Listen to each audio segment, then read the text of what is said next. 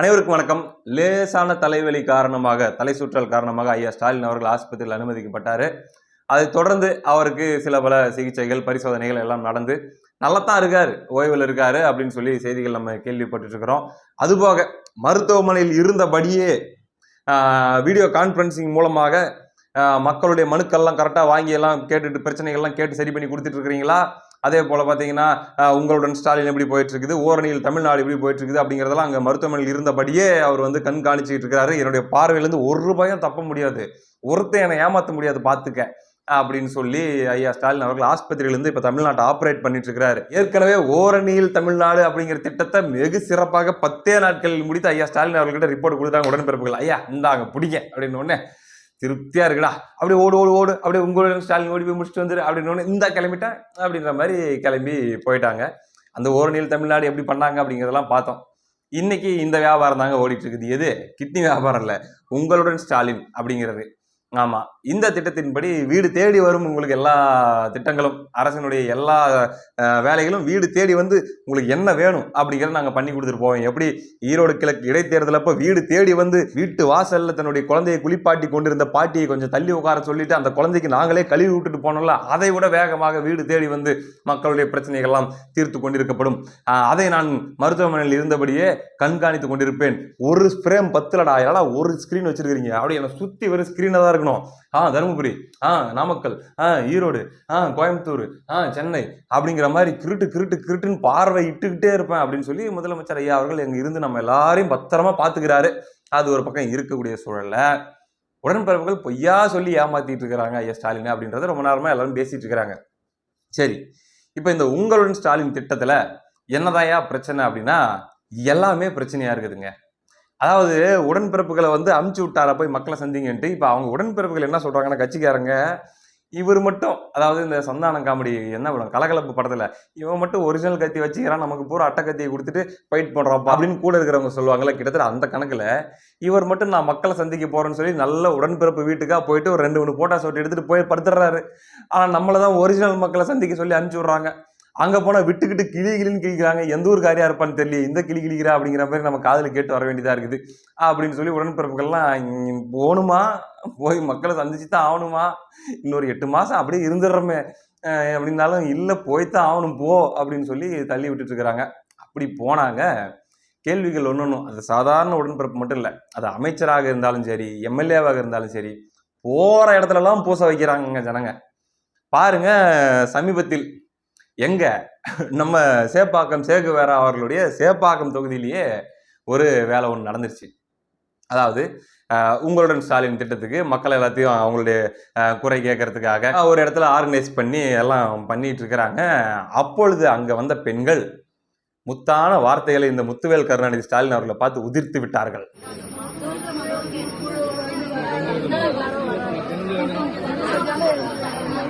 எதுக்கு வந்திருக்கீங்க? மனு கொடுங்க வந்துக்கிறோம்ப்பா. 1000 ரூபாய் வரல சொன்னாருல்ல, அனைத்து மகளிருக்குன்னு கொடுத்தாரா 4.5 வருஷமா எங்களுக்கு. என் வீட்டுக்காரன் வரி கட்டினாருன்னா நான் வரி கட்டுறேன்னா தரணும்ல எனக்கு 1000 ரூபாய். நாங்க கேட்கலாம் அந்த 1000 ரூபாய், நாங்க 4 பேருக்கு கொடுத்துட்டு போவோம் 1000 ரூபாய். வாக்குன்னா ஒன்னா இருக்கணும். உடன்பிறப்புகளுக்கு ஒரே அதிர்ச்சி. தலைவர, பெண்கள் ஓட்டத்தார நம்ம மலை மாதிரி நம்பிட்டு இருந்தோம் இந்த மகளிர் ஓட்டுகளை, ஏன்னா இந்த கிழிக்கிறாங்க. நான் தான் அப்பவே சொன்னேனே, இது கொடுக்கும் போதே சொன்னேன், ஏங்க நீங்க கொடுக்கறவங்க உங்களுக்கு ஓட்டு போடுவாங்க அப்படின்றது கேரண்டி இல்லை, ஆனா கொடுக்காம விட்டவங்க உங்களை சும்மா விட்டுருவாங்கன்னு மட்டும் நினைக்காதீங்க பாருங்க அப்படின்னு நம்ம சொன்னோம். அது இப்ப நடந்துட்டு இருக்குது. இப்ப கடைசி 6 மாசத்துல வந்து நாங்க கொடுக்குறோம் அப்படின்னு சொல்லும் போது அவங்களுக்கு இன்னும் கோபம் வருது, பயங்கரமா டென்ஷன் ஆகுறாங்க. ஏன்னா அவங்களுக்கு தெரிஞ்சு போச்சு, இவங்களுடைய கம்பெனி சீக்கிரட்டா கண்டுபிடிச்சிட்டாங்க நம்முடைய பெண்கள். ஆட்சி முடியும் போது மட்டும் வந்து எங்க ஜனங்க ஓட்டு விஜய் வந்துட்டாரு, ஓட்டு சதவீதம் இப்ப பயந்து சொல்றேன். அப்ப 4 வருஷமா இவங்க வட்டி போட்டு அனுப்பியா, என் அக்கௌண்ட்டுக்கு வட்டி போட்டு கொடுக்குறியா 4 வருஷமா? எழுதி கொடுத்தோம்ல நாங்க என்ன அபார்ட்மெண்ட்ஸ்ல இருக்கிறோம், 50,000 ரூபாய் மிஷின் வச்சுக்கிறோம் கூட வட்டி கட்டு. இது மட்டுமா சொன்னாங்க அப்படின்னா இல்லைங்க, இப்படி நீங்க ஏமாத்துறதுக்கு காரணம் என்ன தெரியுமா அப்படின்ட்டு விஜய் உள்ள இழுத்து விட்டாங்க. ஏமா காரி துப்பிட்டு போறதா காரி துப்பிட்டு போயிரு, அது என்ன நேற்று வந்து சின்ன பசங்க கூட எல்லாம் கம்பேர் பண்ணி அவங்களுக்கு பயந்துகிட்டு தான் நாங்க வந்து பண்ணிட்டு இருக்கிறோம்னு சொல்றது ரொம்ப அவமானமா இருக்குது அதெல்லாம் அப்படிங்கிற மாதிரி உடன்பிறப்புகள் வெளியே சொல்லணும்னு ஆசைப்படுறாங்க. ஆனா சொல்ல முடியல, எலெக்ஷன் டைம். இப்படி ஒரு பக்கம் இருக்கு. இன்னொரு பக்கம் நம்முடைய அமைச்சருங்க. நம்முடைய அமைச்சர் போயிட்டு சின்ன பசங்க போனா தான் இப்படிலாம் டீல் பண்றாங்க இந்த ஜனங்க. நான் பெரிய மனுஷன், நான் போறேன் பாரு அப்படின்னு சொல்லி அமைச்சர் முத்துசாமி அவர்கள் போயிருக்காருங்க. எங்கன்னா ஈரோட்டுக்கு. வாங்க வாங்க வாங்க பப்ளிக் எல்லாரும் வாங்க, பாட்டிமா நீங்க வாங்க, உங்களுடைய குறைகளை சொல்லுங்க, அதை கேட்கறதுக்காக தான் நாங்க வந்திருக்கோம், அதை தீர்க்கறதுக்காக தான் நாங்க வந்திருக்கோம் அப்படின்னு வந்து அமைச்சர் போய் நிக்க, அங்க பாருங்க அங்க இருந்து ஒரு பாட்டி தூரத்துல இருந்து ஏதோ ஒரு மாதிரி பேசிக்கிட்டே இருக்குதாங்க.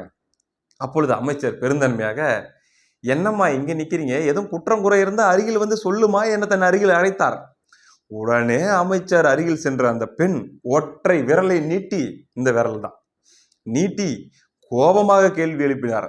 தேர்தல் நெருங்குற நேரத்துல இந்த நேரத்துல மட்டும் இந்த பகுதிக்கு ஏன் வர்றீங்க, இந்த பகுதியில ரோடு போட சொல்லி எத்தனை மனு கொடுத்துருக்கேன், ஒன்னு கூட கண்டுக்கல, உங்களை பார்க்க முயற்சித்தேன், அதுவும் முடியல, தேர்தலில் ஓட்டு வாங்கும் எண்ணத்தோட இங்க வந்து போட்டோவுக்கு போஸ்ட் கொடுத்துட்டு இருக்கீங்க, இது நியாயமா அப்படின்னு சொல்லி கேட்டிருக்காங்க.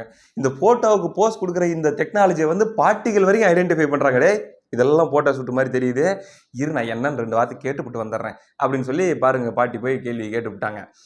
இதை சற்றும் எதிர்பார்க்காத அமைச்சர் முத்துசாமி அதிர்ந்து போய் பார்த்து கொண்டு அந்த பெண்ணையே பார்த்து கொண்டிருக்க, அருகில் இருந்த திமுக எம்எல்ஏ சந்திரகுமாரும் மற்றவர்களும் பதட்டம் அடைந்தபடியே சம்பந்தப்பட்ட இடத்திலிருந்து கேள்வி கேட்ட பெண்ணை மெதுவாக தள்ளியபடியே அப்புறப்படுத்தினர். அப்படி அம்மா அப்படி போயிருங்கம்மா அப்படின்னு சொல்லி பாட்டிமாவை மெதுவா அப்புறப்படுத்திட்டாங்களாங்க. இப்படி எத்தனை பாட்டிமாங்களை அப்புறப்படுத்துறது, இன்னும் மக்களை சந்திக்க வேண்டியது இருக்குது, எலெக்ஷன் வேலை ஏகப்பட்டது இருக்குது, போய் பார்த்துத்தான் ஆகணும். ஐயா வரமாட்டார், ஐயா வந்து மெடிக்கல் லீவில் இருக்கிறாரு, வீடியோ கான்ஃபரன்ஸில் மட்டும்தான் உங்களை கேள்வி கேட்டுனே இருப்பாரு. உடன்பிறப்புகளும் மற்ற கட்சியை சார்ந்தவர்களும் தான் போகணும், திமுக காரங்க போய் மக்களை வந்து நேருக்கு நேர் ஃபேஸ் பண்ணணும்.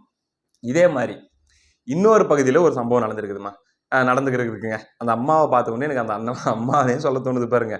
அடுத்த சம்பவம் இன்னொரு திமுக எம்எல்ஏங்க. ஆமா, அவர் பேரை பாருங்க, எடுத்து வச்சிருந்தா தேடுற உங்களுக்காக அவசரத்துக்கு கிடைக்க மாட்டேது, இப்படி போட்டு விடுறேன் சைடில் பார்த்துருங்க. அவர் அங்கே இருக்கிற மக்கள்கிட்ட குறை கேட்க போயிருக்கேன் அப்படின்னு சொல்லி அவர் போயிட்டு அவருடைய தொகுதியில், அப்புறம் தொகுதி மக்களே எல்லாரும் எனக்காக ஓட்டு போட்டீங்க, ஓடியாங்க ஓடியாங்க ஓடியாங்க, என்னை ரொம்ப மிஸ் பண்ணியிருப்பீங்களே அப்படின்னு சொல்லி அவர் போய் நிற்க, நாங்கள் மிஸ் பண்ணலை, 4.5 வருஷமா நீ தான் மிஸ் ஆகிட்டேன். ஆமாம், எங்கே போனோம் இத்தனை நாளா, இங்கே எங்கள் பிரச்சனை என்ன தெரியுமா, எங்கள் குடிநீர் பிரச்சனை என்ன தெரியுமா, நாங்கள் குடிக்கிற தண்ணி எப்படி இருக்குது தெரியுமான்னு சொல்லி ஒரு டப்பாவில் வாட்டர் பாட்டில் அந்த தண்ணி எடுத்து காட்டுறாங்க. பார்த்தா அது வந்து தேநீர் கலரில் இருக்கிறது.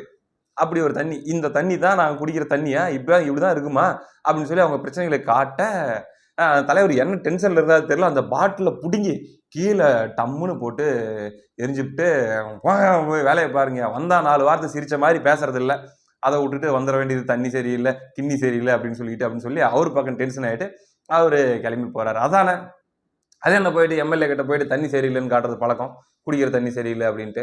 தண்ணி குடிக்கிற தண்ணி பைப்பில் வர தண்ணியோ டேங்கில் இருக்கிற தண்ணியோ சரியில்லை அப்படின்னா ஸ்ப்ரிங்ஸ் மினரல் வாட்டர் இருக்குது, வாங்கி குடிக்க வேண்டியது தானே, பல பலன்னு இருக்குது பாருங்க. அது வாங்கி குடிச்சிங்கன்னா எல்லா பிரச்சனையும் சால்வ் ஆகும். ஆமாம், தமிழ்நாட்டில் பாஜக வளராமல் தடுத்து போடலாம், நுழையாமையே தடுத்துடலாம். இந்த தண்ணியை மட்டும் வாங்கி குடிச்சிங்கன்னா தமிழ்நாட்டில் பாஜகவே கால் வேணாமல் தடுத்து போடுறது ஏன் பொறுப்பு, நீங்கள் தண்ணியை மட்டும் வாங்கி குடிங்க அப்படின்ற அது ஒரு விஷயம் முக்கியமானது இருக்குது இல்லை. அப்போ இந்த தண்ணி சுத்தமாக இருக்கிறது முக்கியமா, இல்லை பாஜக வளர விடாமல் தடுக்கிறது முக்கியமா, எது முக்கியம்? அப்போ அதை பாருங்க, அதை பார்த்து ஓட்டு போடுற வழியை மட்டும் பாருங்க, சும்மா வந்து கம்ப்ளைண்ட் பண்ணி இரிட்டேட் பண்ணாதீங்க. நாங்கள் ஓரணியில் சேர்ந்து அப்படியே டெல்லியை நோக்கி சண்டை போட்டுக்கிட்டு இருக்கிறோம், போராடிட்டு இருக்கிறோம், வந்துட்டாங்க அப்படின்ற ஒரு கோபம் இருக்கிறது நியாயம் தானே, அதையும் நம்மளால புரிஞ்சிக்க முடியுதுங்க.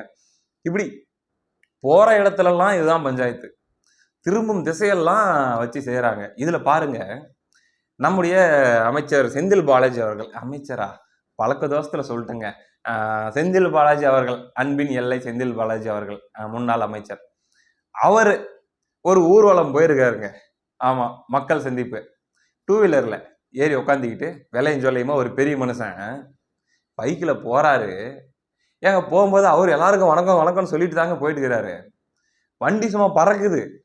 மக்கள் சந்திப்பு அப்படின்னா என்ன வேகத்தில் போடணும் ஒரு கணக்கு இருக்குதுல்ல, அந்த கணக்கில் வண்டி பாட்டுக்கு இடியாப்பம் வைக்கிறவங்க வண்டி மாதிரி சும்மா சரசரசரன்னு போயிட்டு இருக்குது. இடியாப்பம் அப்படின்னு சொல்லி சவுண்டு அப்பப்போ நடுவில் வந்துருந்துச்சுன்னா கரெக்டாக இருந்திருக்கும் அவர் போகிற வேகத்துக்கு. போயிட்டு இருக்கிறாரு, எல்லாரும் நின்றுக்கிட்டு பார்த்துட்டு இருக்கிறாங்க, யாரா அது அப்படின்னு சொல்லி, தவிர ஒரு மரியாதை செய்ய மாட்டேங்கிறான். அது இப்பேற்பட்ட ஒரு ஆளு, எப்பேற்பட்ட செல்வாக்கு மிக்க ஒருத்தரா இருந்தாரு. ஒரு 2 வருஷத்துக்கு முன்னாடி ஒரு தெருவுல பூந்து போனா கூட ஒருத்தங்க கண்டுக்க மாட்டேங்கிறாங்களே அப்படின்னு சொல்லி, அது ஒரு பக்கம் மன உளைச்சல் ஏற்படுத்திட்டு இருக்குது உடன்பிறப்புகளுக்கு. நம்ம இப்படி பல விஷயங்கள பார்த்துட்டு இருக்கிறோங்க. எப்படித்தான் போய் எலக்ஷன் டைம்ல மக்கள சந்திக்க போறாங்களோ, எப்படித்தான் ஓட்டு கேட்க போறாங்களோ, ஒண்ணுமே புரியல. ஐயா ஸ்டாலின் அவர்களுக்கு வர ரிப்போர்ட்ஸ் மட்டும் ரொம்ப பாசிட்டிவ் ரிப்போர்ட்டாவே வந்துட்டு இருக்குது. ஹாஸ்பிட்டல்ல இருந்து இல்லைங்க, களத்திலிருந்து திமுக கிட்ட இருந்து. ஆமா. ஹாஸ்பிட்டல்ல இருந்து எந்த டெஸ்ட் எடுத்தாலும் நெகட்டிவ்னு தான் வரணும். பாசிட்டிவ்னு வரக்கூடாது. திமுக உடன்பிறப்புகள் கிட்ட இருந்து வர ரிப்போர்ட் எல்லாம் பாசிட்டிவ் ரிப்போர்ட்டாவே வந்துட்டு இருக்குது. அவரு சந்தோஷமா இருக்காரு. அருமையா போயிட்டு இருக்குது பொழக்குதப்பா. பாரு இந்த இந்த கேமரால வந்து பேசின ஆளு அருமையா பேசுறாரு இந்த வீடியோல. அவரையே டெய்லி வர சொல்லு அப்படிங்கிற மாரி அவர் ஒரு பக்கம் சந்தோஷமா தான் இருக்கிறாரு. அதான் உடன்பிறப்புகள் வந்து சரி உண்மைய சொன்னா தலைவா ரொம்ப புண்பட்டு போயிருவீங்க. அதனால நாங்க உங்க மனசு புண்படாத வகையில் நாங்க வந்து வந்து வீடியோ கால்ல உங்ககிட்ட ஒண்ணு சொல்லிட்டு நாங்க வேற ஒண்ணு பேஸ் பண்ணிட்டு இருக்கிறோம். என்னத்த பண்றது உடம்பு சரியில்லாத நேரமா போச்சு எதையும் வெளிப்படையா பேசவும் முடியல அப்படிங்கிற மாதிரி வரும் புலம்பலோட தேர்தல் வேலையை பார்த்துட்டு இருக்கிறாங்க. என்ன நடக்க போகுது என்பதை பொறுத்திருந்து பார்ப்போம். அடுத்த காணொளியில் சந்திப்போம். நன்றி.